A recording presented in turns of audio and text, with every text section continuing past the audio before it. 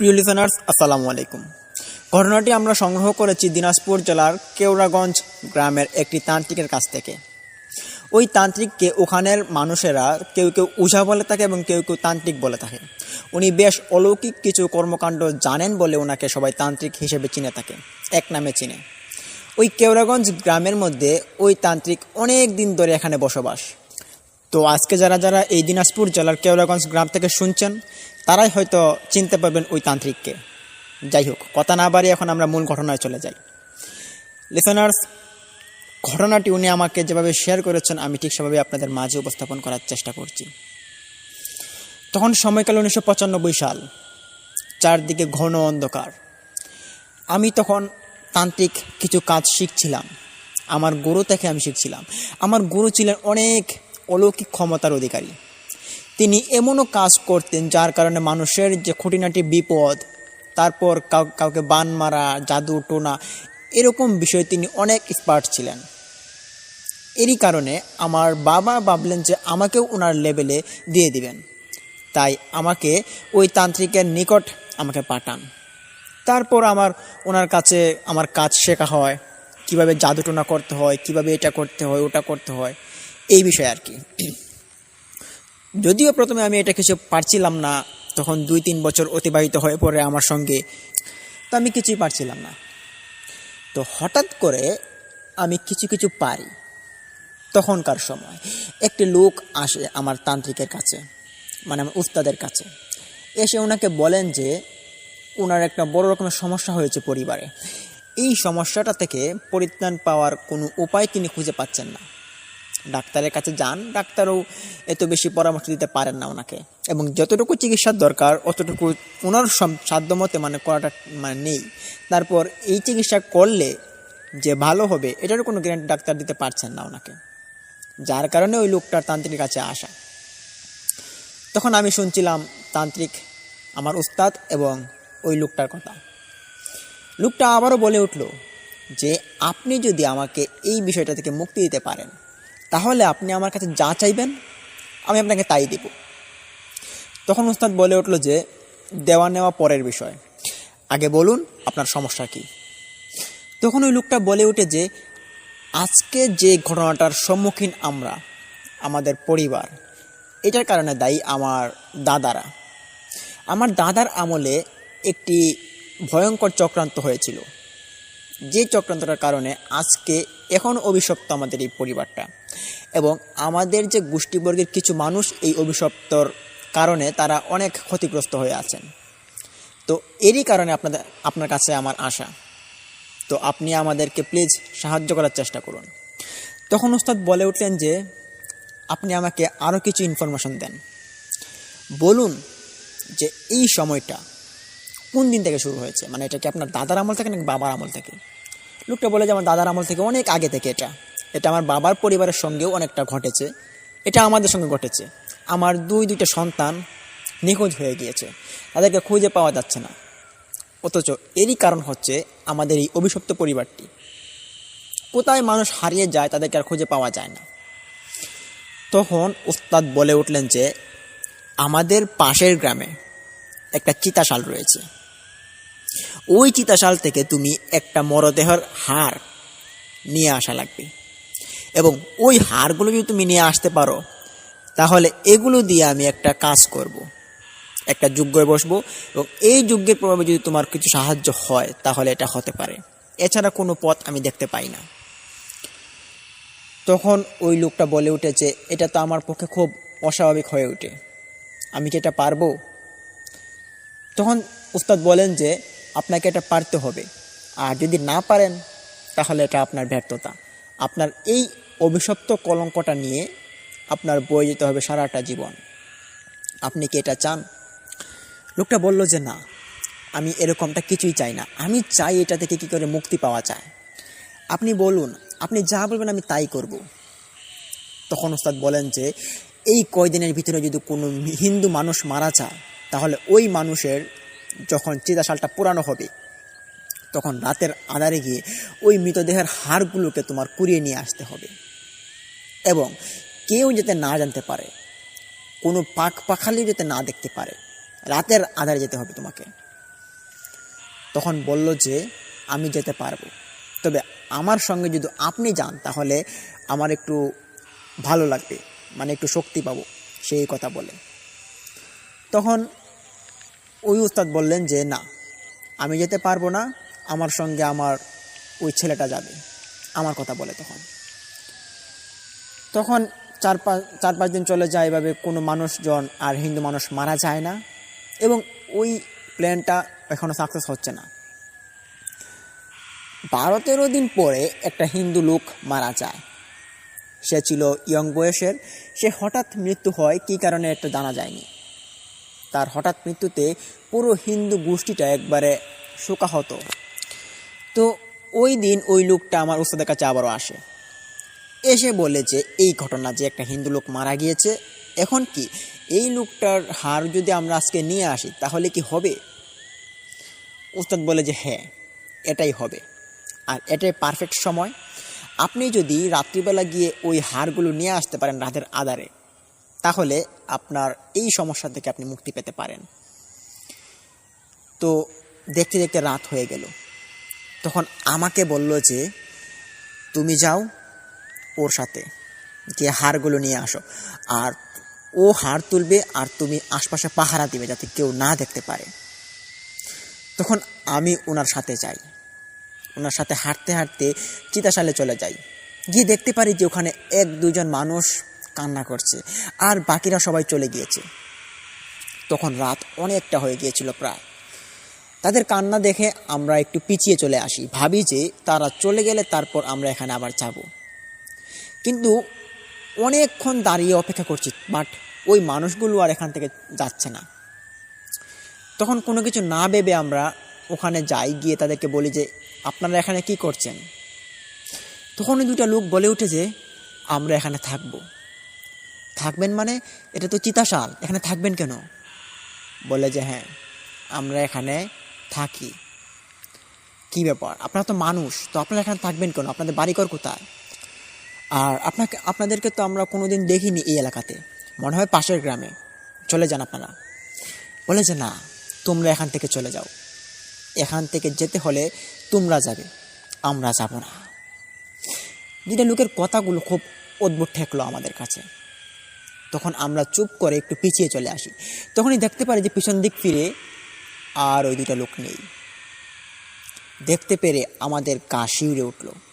সাথে থাকা লোকটা সে ভয় পেয়ে ওখান থেকে চলে আসার চেষ্টা করে, কিন্তু আমি তাকে রেখে দিই। বলি যে আপনি যে কাজের জন্য এসেছেন এটা কি করবেন না? বলে যে হ্যাঁ। তাহলে চলুন। ওখানে দেখা যাচ্ছে চিতাশালের মধ্যে হালকা হালকা করে আগুন জ্বলছে, বেশ ভয়ানক দেখাচ্ছে। তখন আমরা ওই চিতাশালের দিকে এগোই, দেখি যে ওই হাড়গুলো থেকে ধোঁয়া বের হচ্ছে এবং আশপাশ দিয়ে হালকা হালকা আগুনের ছটপট ভাবটা উঠছে।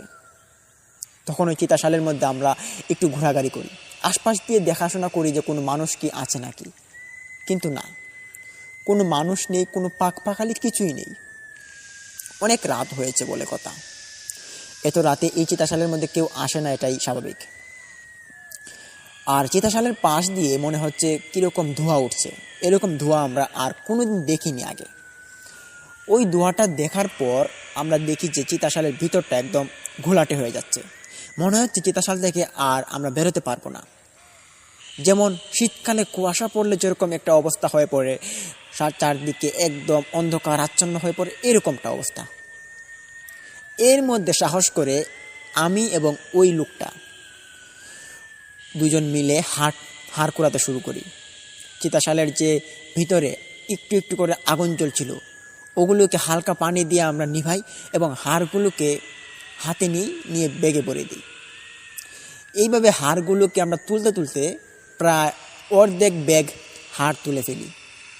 তখন ওখানে আমরা দেখতে পারি যে পিঠের ছাটনি এবং মাথার মন্ডটা রয়েছে। তখন পিঠের ছাটনিটা আমরা এখানে ফেলে দিয়ে আমরা ওই মাথার মন্ডটাকে হাতে নিই এবং ওইটাও ব্যাগে ভরে দিই। মাথার মন্ডটা আমরা হাতে নিয়ে দেখতে পারি যে মাথাটা তার একটা বেশ বড় ছিদ্র হয়ে আছে, মনে হচ্ছে কেউ একজন জোরে কুড়াল দিয়ে কোপ দিয়েছে তার মাথার ভিতরে, এবং যার কারণে তার মৃত্যু হয়েছে। তবে মৃত্যুটা তার স্বাভাবিক ছিল, মৃত্যুর পর যে মাথার খুলিটা এভাবে ফাটা ছিল, এটা আমাদের কাছে একটু রহস্য থাকে। যাই হোক, এটা আমরা প্রথমে পাত্তা দিইনি। হাড়গুলোকে বস্তার ভিতর করে আমরা হাঁটা শুরু করি আবারও। তখন আমরা দেখতে পারি যে পেছন দিক থেকে কেউ আমাদেরকে ডাকছে, তোমরা যেগুলো নিয়েছ এগুলো ফেরত দাও, ফিরিয়ে দাও বলছি, যেগুলো নিয়েছ এগুলো ফিরিয়ে দাও। পিছন দিকে একবার লক্ষ্য করে আমরা দেখতে পারি যে কিছুই নেই। তখন আমি ওই লোকটাকে বললাম যে, আপনি কি কিছু শুনেছেন? বলে যে হ্যাঁ, কেউ একজন পিছ থেকে আমাদেরকে ডাকলো। বললাম তো হ্যাঁ, এটা তো আমিও শুনেছি। আমরা তখন পাত্তা না দিয়ে আবারও হাঁটা শুরু করলাম। আবারও শুনতে পাই যে, আমাদের এগুলো ফিরিয়ে দাও, ফিরিয়ে দাও বলছি, এগুলো নিয়ে যাবে না তোমরা। শুনতে পেরে আমরা অনেকটা অবাক হই এবং ওখান থেকে আমরা দৌড় দেওয়ার চেষ্টা করি। যেই না একটা দৌড় দেব, তখনই সামনে আমরা দেখতে পারি যে একটা মানুষ আমাদের সামনে দাঁড়ায়। তার চুলগুলো একদম মাটিতে নেচে আছে এবং তার মুখ থেকে রক্ত খসে খসে পড়ছে এবং সে আমাদের দিকে হাত বাড়িয়ে ইশারায় ধরে আছে, মনে হচ্ছে আমাদেরকে এক্ষুনি গিলে খাবে। তখন ওই লোকটা আর আমি ওখানে চিৎকার শুরু করে দিই। যদিও আমরা অল্প বয়স্ক এবং কম বুঝছিলাম। আমি অল্প বয়স্ক হলেও তখনকার সময়ে ওই লোকটার বয়স ছিল প্রায় 27 কি 30 এরকম। তো দুজন মিলে এখানে হতাশায় ভেঙে পড়ি এবং পিছন দিকে যাই, গেলে শুনতে পাই এরকম আওয়াজ। সামনের দিকে যাই, গেলেও শুনতে পাই যে এরকম আওয়াজ। হাড়গুলোকে হাতে নিয়ে আমরা বেশ ভয়ঙ্কর একটা পরিস্থিতির মধ্যে আমরা কাটাচ্ছি।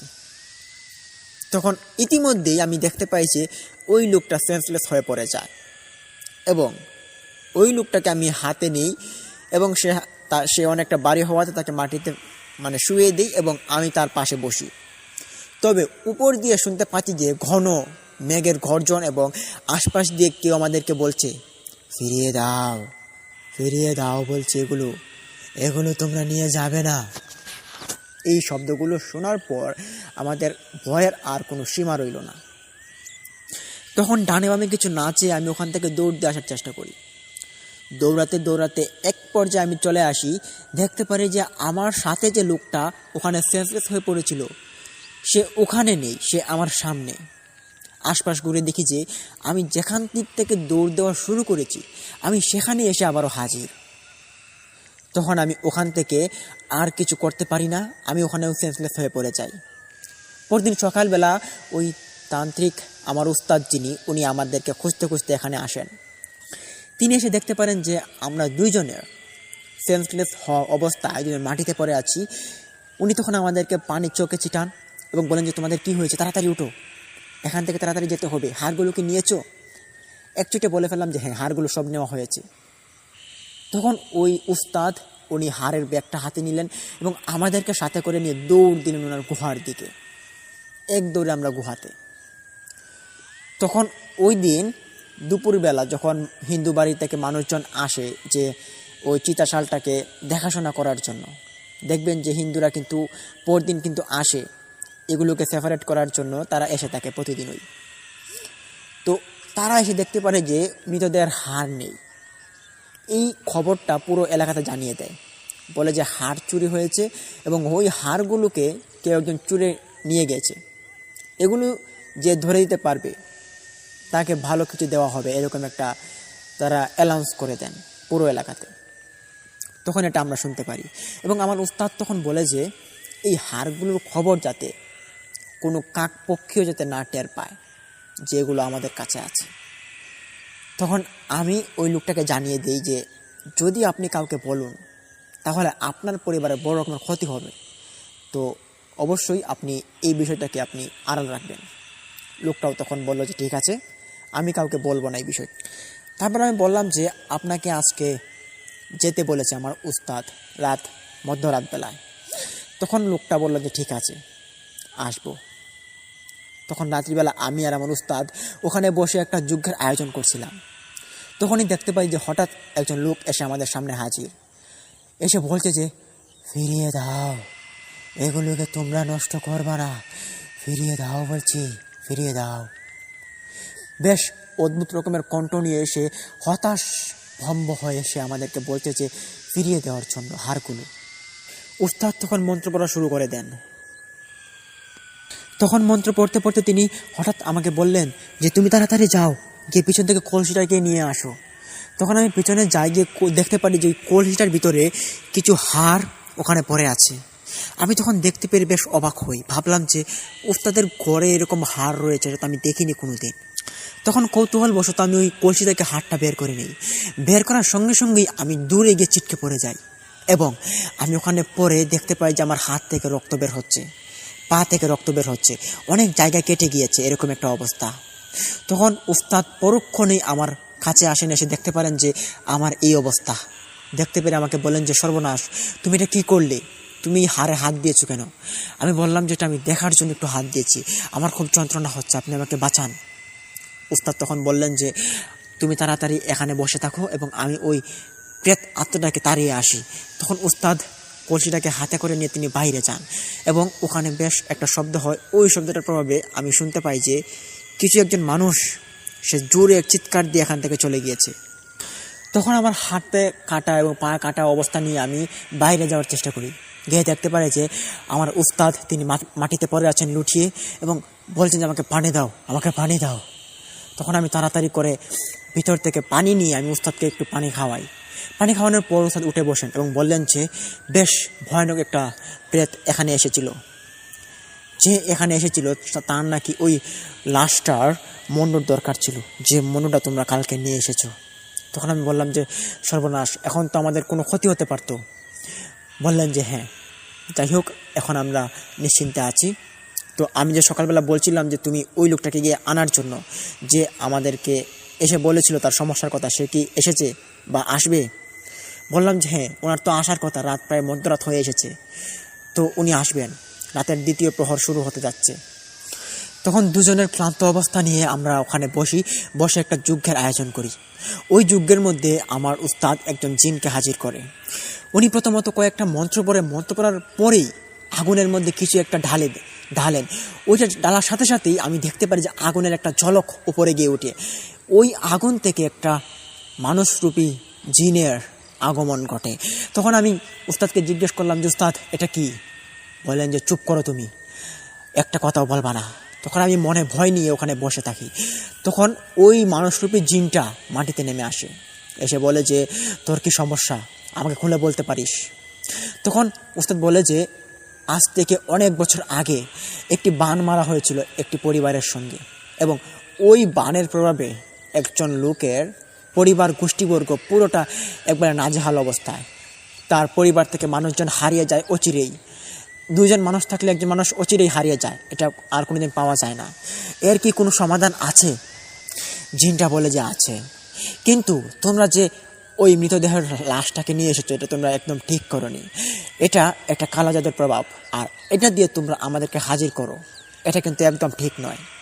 তোমরা একবারের জন্যই আমাকে এখানে আনতে পারবা, এবং আর যদি পরবর্তীতে আমাকে ডাকার চেষ্টা করো তাহলে কিন্তু তোমাদের খুব ক্ষতি হবে। তখন আমার ওই উস্তাদ বলেন যে না, আমরা আর কখনো তোমাকে ঠাকবো না, তবে একটা উপকার করে যাও। বলে যে হ্যাঁ, বলো কি চাও। তখন ওই জিনটাকে আমার উস্তাদ বলেন যে আমরা এই সমস্যাটা থেকে সমাধান পেতে চাই, এখন তোমার কি করণীয় আছে বা তুমি আমাদেরকে কি সাহায্য করতে পারো, আমাদেরকে একটু জানাও। তখন ওই জিনটা বলে ওঠে যে হ্যাঁ, সাহায্য তো করবই, তবে আমি তোমাদের কাছে একটা জিনিস চাইব। কি জিনিস?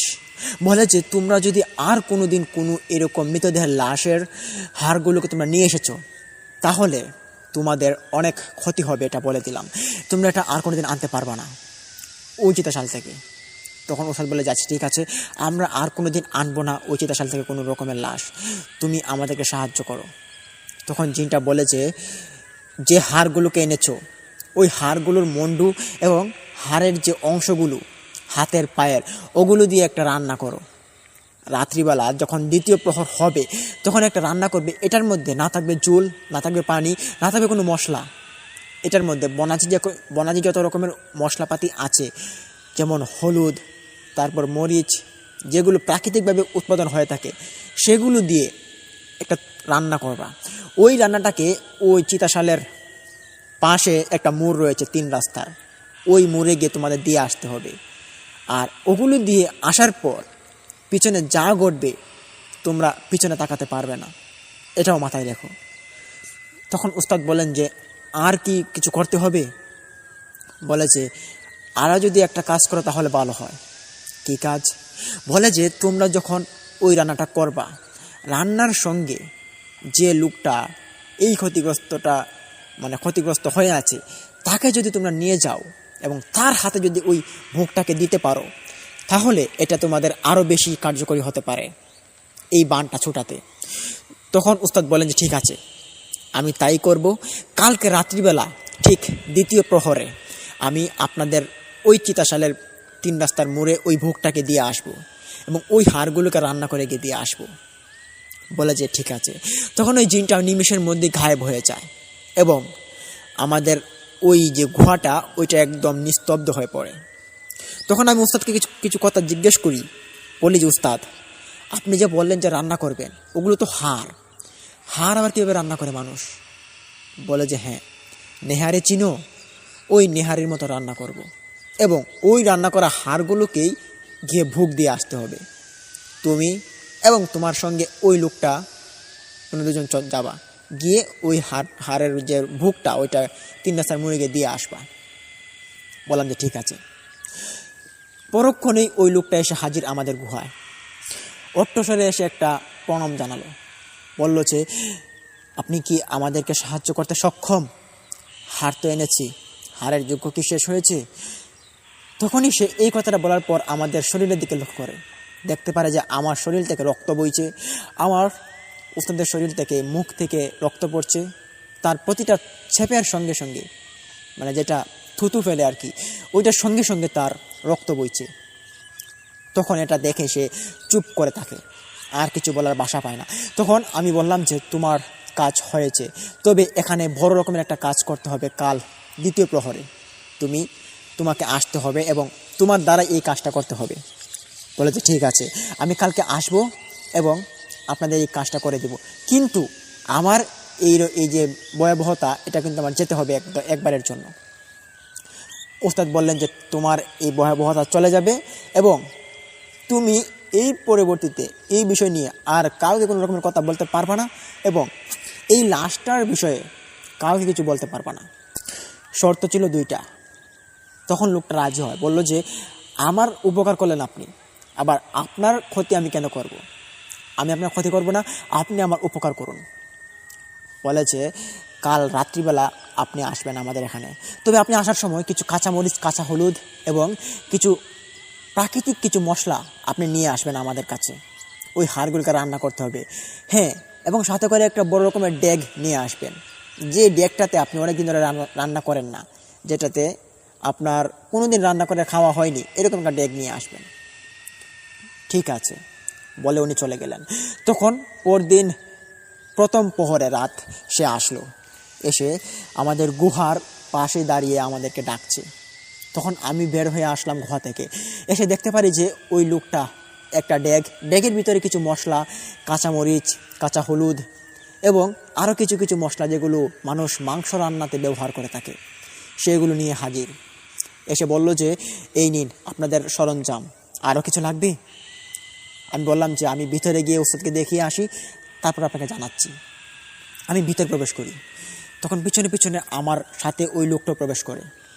তখন দেখতে পারি যে গুহার ভিতরে আমার উস্তাদের সামনে একটা মানুষরূপী পিশাচ বসে আছে এবং ওই পিশাচের পিছনের যে চুলগুলো ছিল ওগুলো সাপের মতো কীরকম কুকড়ো কুকড়ো এবং এগুলো দুলছে, কীরকম নাড়াচাড়া করছে, দেখতে পেরে খুব অবাক লাগলো আমাদের কাছে। তখন আমি ওখান থেকে একটু পিছিয়ে আসি এবং দেখতে পারি যে উস্তাদ ওই পিশাচটার সঙ্গে কিছু একটা কথা বলছে। ওই লোকটা তখন দেখতে পারি যে সে চলে গিয়েছে এখান থেকে, হয়তো ভয় পেয়েছে। আমি ওখানে দাঁড়িয়েছিলাম। ক্ষণিকের মধ্যেই ওই পিশাচটা গায়েব হয়ে যায় ওখান থেকে এবং আমাকে উস্তাদ ডাক দেন, দিয়ে বলেন যে কী ব্যাপার, এনেছিস? বললাম যে হ্যাঁ।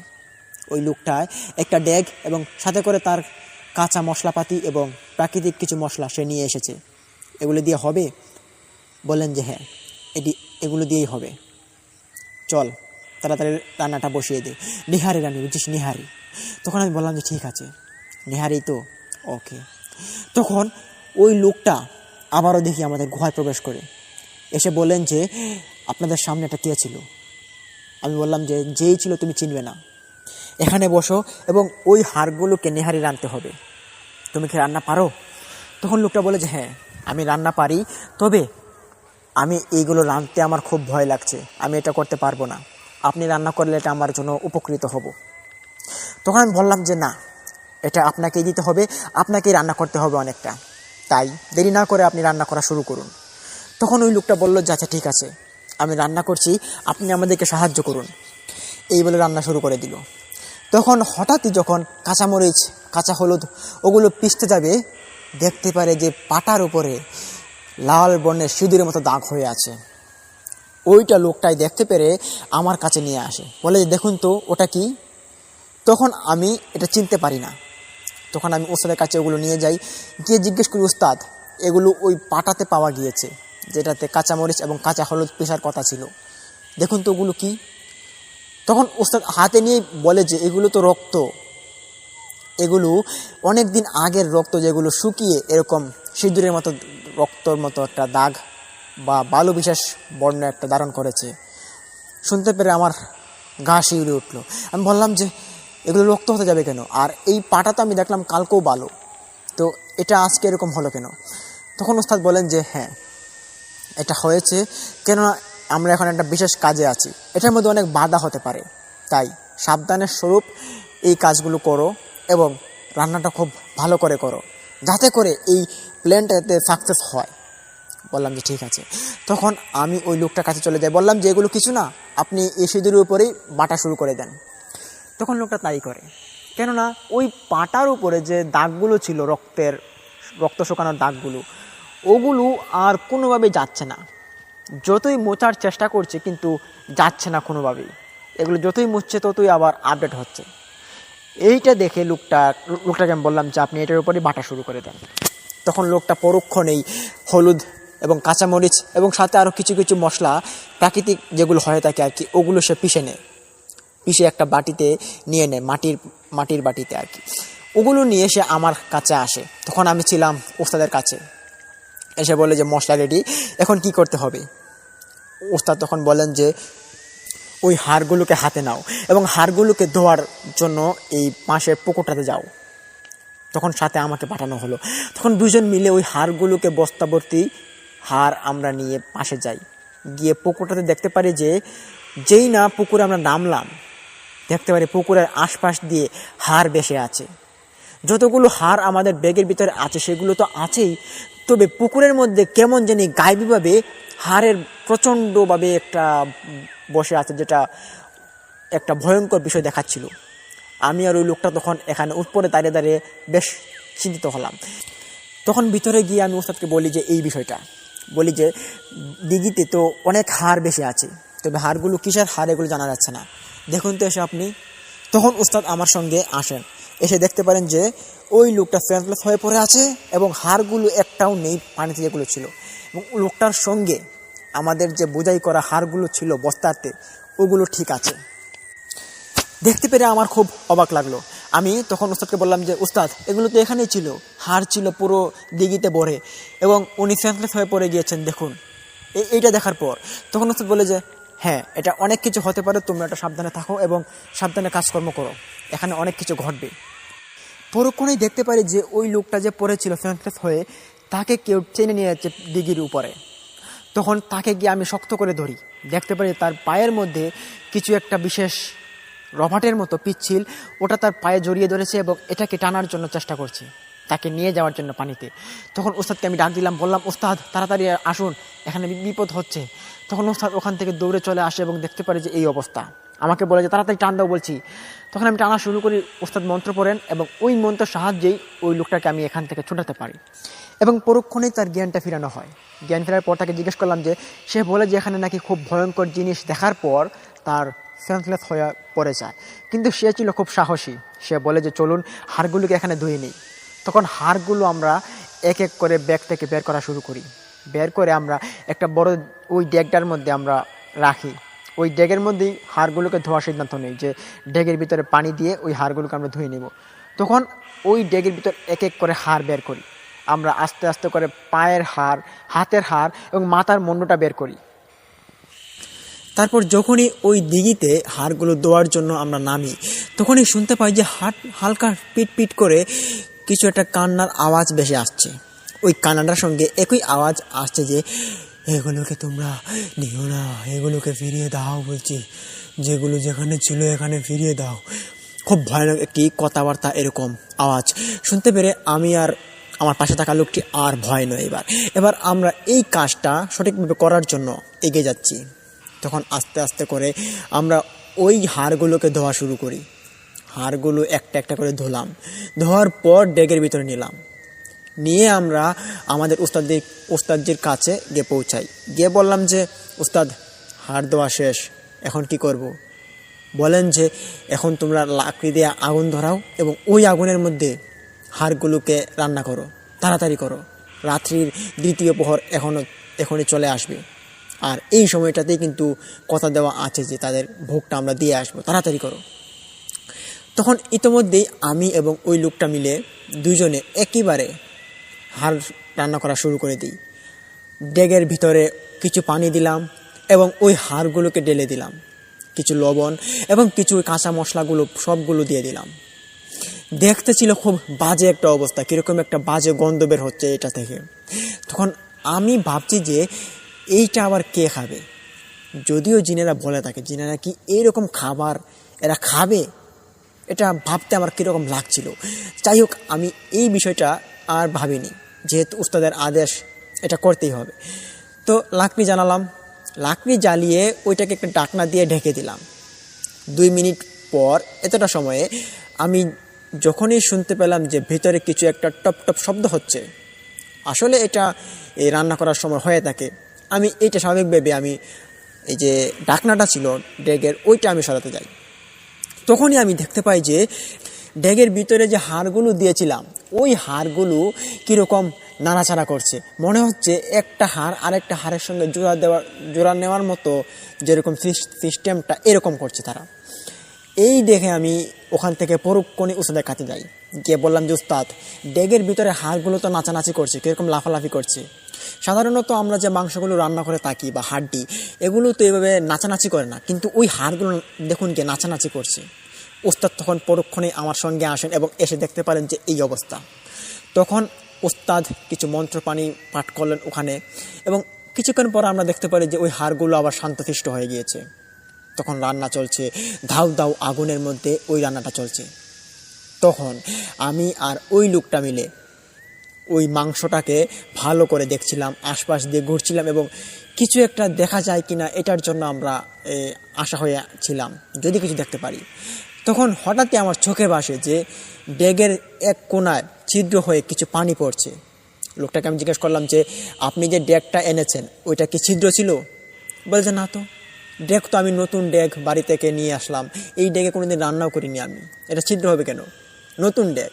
তখন আমি বললাম যে দেখুন, ডেগের ভিতর থেকে পানি পড়ছে, তাও আবার লাল পানি। তখন লোকটা আমার দিকে হতাশ হয়ে চায়, যে বলে যে ডেগ দিয়ে যেখানে পানি পড়ছে দেখুন, সেখানে তো কোনো মানে ছিদ্র বা কোনো কানা নেই, তো পানিটা পড়ছে কি দিয়ে? অদ্ভুত বিষয়। তখন আমিও লক্ষ্য করি, ভালো মতো দেখতে পারি যে না, এখানে কোনো ছিদ্র বা কোনো কানা নেই, বাট ওখান থেকে পানি পড়ছে, লাল পানি, অনেকটা রক্তের মতো। তখন এইটাকে আমরা কোনো রকম ধামাচাপা দিয়ে দিই। পরবর্তীতে যখন ওই ডেগটার মধ্যে রান্না শেষ হয়ে পড়ে, তখনই শুনতে পাই যে ডেগের ভিতরে এরকম করে কিছু একটা চাবাচাবি হচ্ছে। খাওয়াটা খুব ভয়ানক দেখাচ্ছে, বাজে মিষ্টি একটা খাবার। তো এই গন্ধ বড় একটা খাবার, ডেগের ভিতর থেকে এরকম একটা শব্দ আসছে, এটা শোনার পর মানে মাথাটা ঘোরান দিয়েছে একটা। তারপর ওই লোকটা আমাকে জিজ্ঞেস করলো যে ডেগের ভিতরে কিছু একটা শব্দ হচ্ছে না? আমি বললাম যে হ্যাঁ ঠিক আছে, দাঁড়াও আমি ওস্তাদের কাছে যাই। আবার ওস্তাদের কাছে পরক্ষণে আবার যাই আমি, গিয়ে এই ঘটনাটা খুলে বলি। তখন ওস্তাদ আসেন, এসে তিনি আমাকে বলেন যে তোমাকে আমি আগেই বলেছিলাম যে এই ঘটনার মধ্যে অনেক কিছু ঘটবে, তোমরা এটা মানিয়ে নিতে হবে। আর এই ঘটনার যে পরিপ্রেক্ষিতে যে খারাপ দিকগুলো আসবে, এগুলো আসবেই, আর এগুলো আমাদেরকে কন্ট্রোল করতে হবে, এগুলোকে ভয় পেলে চলবে না, তোমাদের কাজ এগিয়ে যাও।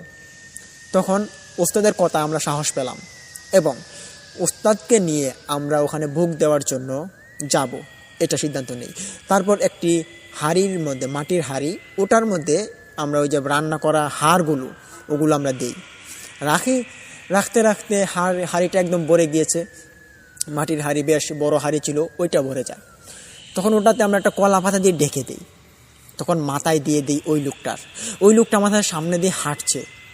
বলে দিলাম যে ওখানে যাব শ্মশান ঘাটে, এবং শ্মশান ঘাটের যে 3 রাস্তার মোড়টা রয়েছে, ওই মোড়ের মধ্যে যে একটা কেওড়া গাছ রয়েছে, ওই কেওড়া গাছের নিচে ওই হাড়ির ভারী বরাবর এই মাংসগুলো, তুমি হাড়গুলো কলা পাতার মধ্যে বিছিয়ে দিয়ে আসবা, আর আমরা দূর থেকে দাঁড়িয়ে তোমাকে দেখব। আর অবশ্যই ওই হাড়গুলো যখন তুমি দিবা তখন পিছন দিকে একদম ফিরে তাকার চেষ্টা করবে না। তখন লোকটা বলল ঠিক আছে, আমি যাচ্ছি। তখন এই বলে লোকটা হাঁটা শুরু করে। তখনই আমরা ওই শ্মশান ঘাটের পাশ দিয়ে যাচ্ছিলাম, হঠাৎ শুনতে পাই শ্মশান ঘাটের ভিতর থেকে আবারও ওই আওয়াজটা ভেসে আসছে, আমাদের এগুলো নিও না তোমরা কেউ, এগুলো ফিরিয়ে দাও বলছি, যেখানের মাল সেখানে ফিরিয়ে দাও, নাহলে তোমাদের ক্ষতি হবে বলে দিলাম। এইরকম কথাবার্তা শুনে আমরা কোনো পাত্তা দিইনি। তখন হাঁটা শুরু করি জোরে, এবং হাঁটতে হাঁটতে আমাদের পিছনে ছিল আমাদের উস্তাদ, সামনে ছিল ওই লোকটা, এবং মাঝখানে ছিলাম ঠিক আমি। তখন এইরকম পরিস্থিতির ভয়াবহতার শিকার হয়ে আমরা হাঁটাচলা করছি। হাঁটতে হাঁটতে যখন শ্মশান ঘাটের শেষ কিনারে চলে যাই, এখানে হচ্ছে 3 রাস্তার মোড়। তখন ওই মোড়ের মধ্যে যাওয়ার পর আমরা তখন দেখতে পাই যে এখানে গাছ যে কয়েকটা আছে, ওই গাছগুলোর উপরে কিছু ঝিলমিল বাতির মতো, এটা লাল বর্ণের, এটা আমার উস্তাদের মধ্যে ছিল, এটা একটা জিন ছিল, পেত বা পিশাচ, এগুলো নাকি রাত্রিবেলা গাছের মধ্যে ঘোরাফেরা করে। এরকম ধারণা দেন আমাদেরকে যে এগুলো দেখে ভয় পেও না, এগুলো জিনেরা। তো ওরা এই খাবারগুলোকে কি করবে ওরাই জানে। আমাদের কাজ ভোগ দেওয়া, ভোগ দিয়ে চলে আসি। তখন ওই শ্মশান ঘাটের এক কিনারায় আমি আর আমার উস্তাদ দাঁড়াই, আর ওই লোকটাকে বললাম, সব রকম সতর্কতা দিয়ে বললাম যে তুমি যাও, গিয়ে ওখানে কলা পাতাটা বিছাবা, এবং ওই কলা পাতার উপর হাড়গুলোকে সাজিয়ে সুন্দর করে রেখে সম্মানের সহিত পিছন ফিরে তুমি চলে আসবা। পিছন দিক দিয়ে যাই হয়ে পড়ুক, তোমার ওখান দিকে ফেরার কোনো চেষ্টাই করবে না, আর যদি করো তাহলে তোমার ক্ষতি হতে পারে। তখন লোকটা বলল যে ঠিক আছে, আমাকে আপনারা সাহস দিন, আমি যাতে ওখানে যেতে পারি। লোকটাকে বললাম যে কোনো ভয় নেই, তাড়াতাড়ি যাও, তাড়াতাড়ি করে চলে আসবা, আর এটাই তোমার হতে পারে বাঁচার একমাত্র উপায়। লোকটা তখন মন ভরা খুশি নিয়ে সে যাচ্ছিল আস্তে আস্তে করে। তখন লোকটার পিছন পিছন আমি দেখতে পাই কিছু একটা মানুষের মতো হেঁটে যাচ্ছে, ছায়া বিশেষ। তখন ওই ছায়া মূর্তিটা বিশেষ, আমি উস্তাদকে জিজ্ঞেস করি উস্তাদ এটা কি? উস্তাদ তখন বলে যে চুপ করো, এটা এটা বুঝবে না, এটা একটা কিছু আছে, খালো পিশাচ, তুমি এটার দিকে তাকিও না এবং এটাকে কিছু বলো না। তখন আমি বললাম যে ঠিক আছে উস্তাদ, কিন্তু এটা তার যদি কোনো ক্ষতি করে? বলে যে ক্ষতি করলে আমাদের কিছু করার নেই, সে যাচ্ছে যাক, এখন যদি আমরা ওকে আর বাধা দিই তাহলে এটা খারাপ হতে পারে, এখানে দাঁড়িয়ে দাঁড়িয়ে চুপ করে দেখতে থাকো। তখন আমি আর আমার উস্তাদ ওখানে দাঁড়িয়ে দাঁড়িয়ে দেখছিলাম লোকটার অবস্থা। দেখতে পাই যে সে আস্তে আস্তে করে হেঁটে হেঁটে যাচ্ছে। যখনই সে ওই 3 রাস্তার মোড়ে গিয়ে দাঁড়ায়, তখন আমার মতে যেটা আমি দেখেছি, সে তার একটা মাথা ঘোরান দিয়েছিল, মনে হচ্ছিল যেমন সে মাথা ঘুরে এখন পড়ে যাবে এমন অবস্থা। মাথার মধ্যে হাড়ি দেওয়া, ওই হাড়ির ভিতরে মানুষের হাড় দেওয়া, ওই হাড়গুলোকে নিয়ে সে পড়ে যাবে এমন একটা অবস্থায়। মনে হচ্ছে সে খুব ক্লান্ত হয়ে গিয়েছে এতটুকু পথ হাঁটতে হাঁটতে। তখন আমি উস্তাদকে বললাম যে উস্তাদ, সে মনে হয় পড়ে যাবে, আর পড়ে গেলে তো সর্বনাশ হয়ে যাবে, তাড়াতাড়ি একে গিয়ে আমরা নিয়ে আসি, চলুন। উস্তাদ বলে যে না, এখানেই বসে থাকো, এত বেশি বোঝার চেষ্টা করো না, বিপরীতে আমাদের ক্ষতি হতে পারে, দেখতে থাকো তার কি হয়। তখন আমরা দেখতে পাই যে সে মাথা ঘুরতে ঘুরতে টলমল টলমল করতে করতে, যেমন মদখোর মানুষ যেভাবে হাঁটাচলা করে সেভাবে হাঁটতে হাঁটতে ওই 3 রাস্তার মোড়ে চলে গিয়েছে, এবং ওখানে গিয়ে সে ওই মাথা থেকে হাড়িটা নামায়। নামিয়ে দেখতে পারলাম যে সে কলাপাতা বিছিয়েছে এবং ওই কলাপাতার উপর হাড়ি থেকে একটা একটা করে হাড় বের করছে। ওই হাড়গুলো থেকে কেমন একটা ধোঁয়া বইছে, যে ধোঁয়াটার ঘ্রাণ আমাদের নাকের নিকট চলে আসছে। দেখতে পাই যে খুব বিশ্রী একটা ঘ্রাণ, ওই ঘ্রাণের নিকট সে কীভাবে বসে আছে এটা আমরা চিন্তা করছি। তখন ওই হাড়গুলোকে একটা একটা একটা একটা করে পুরোটা কলাপাতা জুড়ে সে এখানে বিছিয়ে দেয়। তখন বিছিয়ে দেওয়ার পর সে যখন পিছন দিক থেকে ফিরে আসার চেষ্টা করে, তখনই আমরাও শুনতে পাই যে একটা মানুষ বিশেষ ডাক শুরু করে যে দাঁড়াও দাঁড়াও, এদিকে দাঁড়াও, তোমরা যেও না, এদিকে দাঁড়াও। ডাকটা শুনতে পাই। তখন উস্তাদজি ওকে ডাক দিয়ে বলে যে খবরদার, পিছন দিকে ফিরো না তুমি। কিন্তু ভাগ্যের কি পরিহাস, সে পিছন দিক থেকে ফিরে এবং ফিরার সাথে সাথেই সে আর সামনের দিকে ঘুরতে পারে না, তার ঘাড়টা বেঁকে যায়। তখন তাকে আমরা বাঁচানোর চেষ্টা করলেও ওখানে আমরা যেতে পারি না। আমরা দেখতে পারি যে ওই হাড়গুলোর আশপাশ ঘুরে অনেক কালো পিশাচ ছায়ামূর্তিরা ঘিরে বসে আছে। তারা এতটা আনন্দে যেমন উৎফুল্লিত হয়ে আছে, যেটা মনে হয় মানুষ যদি কোনো আনন্দে থাকে বা একটা দল যদি কোনো আনন্দে থাকে তাহলে যেটা হয়, এরকমটা ওই কালো পিশাচগুলোর মধ্যে আমরা দেখতে পাচ্ছি। তখন উস্তাদজি আর আমি ওখানে বসে আছি চুপ করে, কোনো কথাবার্তা নেই, কোনো সারা শব্দ নেই, এবং ওই লোকটা সে মাটিতে পড়ে গিয়েছে। যদিও সে 1-2 মিনিট দাঁড়িয়েছিল মাটির উপরে ঘাড় বেঁকা করে, কিন্তু কিছুক্ষণ পর সে মাটিতে পড়ে যায়। পরক্ষণেই যখন আমরা দেখতে পাই যে ওই কালো পিশাচগুলো এক এক করে সব উধাও হয়ে যাচ্ছে, তখন আমরা ওখানে যাওয়ার চেষ্টা করি। ওখানে আমরা আস্তে আস্তে করে এগিয়ে দেখতে পারি যে ওই লোকটা এখানে পড়ে আছে, বাট তার ঘাড়টা বেঁকে আছে, তার ঘাড় মাটির মধ্যে মুখ চুম্বন খাচ্ছে এবং তার পিঠটা উপরিভাগ হয়ে আছে। এমন মনে হয় যে তার ঘাড়টা কেউ বেঁকিয়ে দিয়েছে, এরকম একটা অবস্থা। তাকে আমি ধরি এবং আমার উস্তাদজি সামনে চলে যান। তখন উস্তাদজির সঙ্গে সঙ্গে আমি ওখানে যাই, ওই তাকে এখানে ফেলে রেখেই গিয়ে দেখতে পারি যে কলা পাতা সহ ওই হাড়গুলো উদাও। এখানে কিছু পানির মতো আপচা আপচা পিচ্ছিল কিছু জিনিস পড়ে আছে, বাট ওখানে হাড়গুলো নেই এবং ওই কলা গাছগুলোও নেই। তখন ওই হাড়গুলোর এরকম অবস্থা দেখে আমার উস্তাদজি বলেন যে এগুলো হয়তো তারা খেয়ে ফেলেছে বা এগুলোকে তারা কোনো একটা কাজ করবে, এর জন্য তারা নিয়ে চলে গিয়েছে, চলো আমরা এখান থেকে চলে যাই তাকে নিয়ে। তখন ওই লোকটাকে আমার কাঁধে করে নিয়ে আমরা হাঁটা শুরু করি জুড়ে। তো আমরা গুহার মধ্যে চলে আসি। গুহায় আসার পর আমাদের পিছন পিছন কিছু মানুষ দাওয়া করে। এগুলো মানুষ ছিল না, এগুলো ছিল মানুষরূপী পিশাচ, যেগুলো আমাদের গুহায় আসার পর গুহাতে আমার উস্তাদজির সঙ্গে কিছু কথা বললেন। কথাগুলো আমি শুনতে পাইনি, বাট পরবর্তীতে যখন আমি উস্তাদজিকে জিজ্ঞেস করলাম যে উস্তাদ আপনাকে কি বলেছে ওরা, তখন উস্তাদজি বলেন যে ওরা আমাকে বলেছে যে ওদের নাকি আমি খুব বড় একটা উপকার করেছি, আর এই উপকারের ঋণ নাকি তারা কখনো আমাকে শোধ করতে পারবে না। এরা আরও বলেছে যে এরকম ঘটনা যদি আমি আর কোনো রকম ঘটাতে চাই তাহলে কিন্তু তারা নাকি আমার ক্ষতি করতে পারে। যদিও তাদের উপকৃত হয়েছে, বাট এই উপকৃত তারা সবসময় হতে চায় না, এটাও নাকি বলেছিল। তখন আমার এই বিষয়টাতে অনেকটা ভয় লাগে, তবে আশ্বাস আমার দেন যে উস্তাদে। এবং পরবর্তীতে যে এই লোকটার যে পড়েছিল তার ঘাড় বেঁকা হয়, তো তার যখন জ্ঞান ফেরার পর দেখতে পারি যে তার ঘাড় আর সোজা হচ্ছে না এবং তার ঘাড়টা একদম বেঁকে গিয়েছে। পরদিন সকালবেলা তার পরিবারের কাছে নিয়ে যাওয়া হয়। গিয়ে আমি বললাম যে আপনার স্বামী এটা? বলে যে হ্যাঁ, আপনার স্বামীর ঘাড়টা বাঁকা হয়ে গিয়েছে, আমরা রাস্তার মধ্যে কুড়িয়ে পেয়েছি, এই নিন আপনার স্বামীকে। তখন তাদের ঘরে কান্নার রোল পড়ে যায়। আর তখনকার সময়ে এতটা এই তথ্য নির্ভর এরকম কিছু ছিল না, যেটার কারণে মানুষ সিদ্ধান্ত নেবে যে এটাকে আমি বের করে ছাড়বো, এটা কী হয়েছে, কেন হয়েছে, এরকমটা ছিল না আর কি।